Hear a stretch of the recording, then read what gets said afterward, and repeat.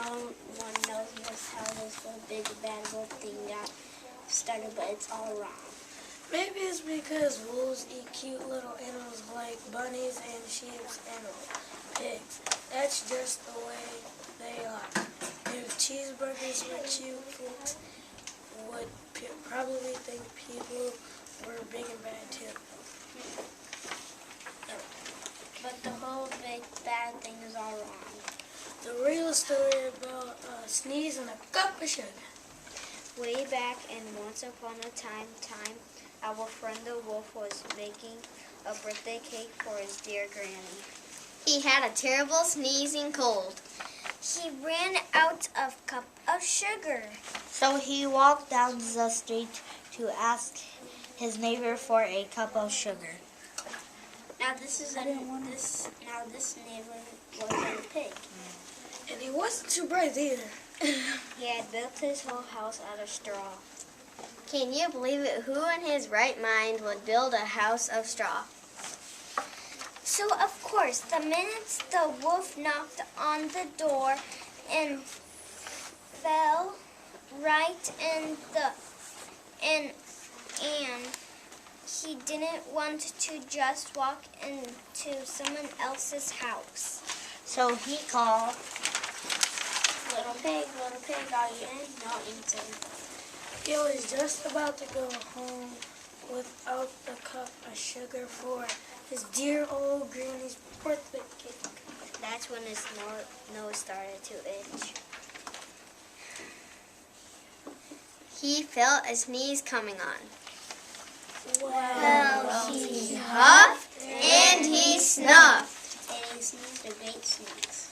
And you know what? That whole darn straw house fell down. And right in the middle of the pile of straw was the first little pig, dead as a doornail. He had been home the whole time. It seemed like a shame to leave a perfectly good ham dinner laying there in the straw, so the wolf ate it up. think of it as a big cheeseburger just lying there. he was feeling a little better, but he still didn't have his cup of sugar. So he went to the next neighbor's house. This neighbor was the first little pig's brother.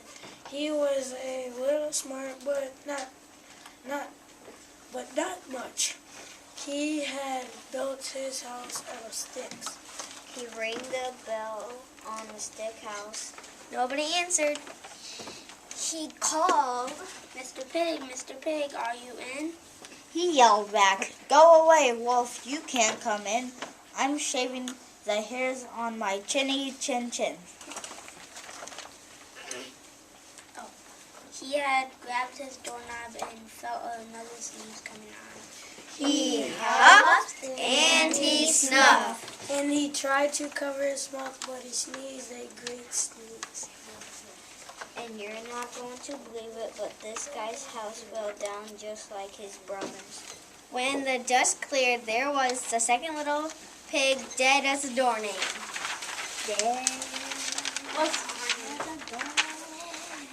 now you will know food will spoil if you leave it out in the open. Pierre. So the wolf did the only thing there was to do. He had dinner again. Think of it as a second helping. He was getting awfully full, but he his cold was feeling a little bit. And he still didn't have that cup of sugar for his dear old granny's birthday cake. So the wolf went to the next house. This guy was the first and second little pig's brother. He must have been the brains of the family. He had built his house of bricks. The wolf knocked on the brick house. No answer. Mr. Pig, are you in?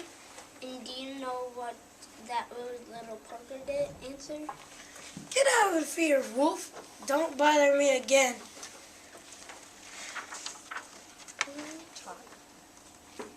Oh, talk about impolite.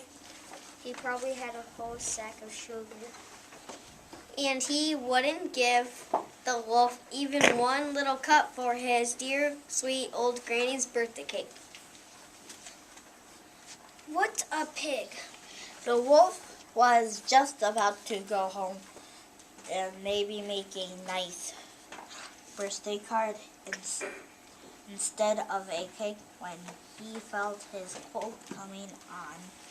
He huffed and he snuffed and he sneezed once again. Then the third little pig yelled. And your old granny can go sit on a pen.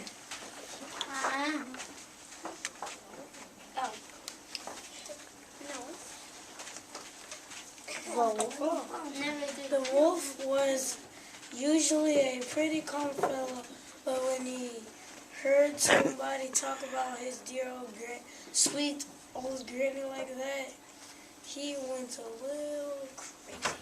When the cops drove up, of course, he was trying to break down this pig's door, and the whole time the wolf was huffing and puffing and making a real scene.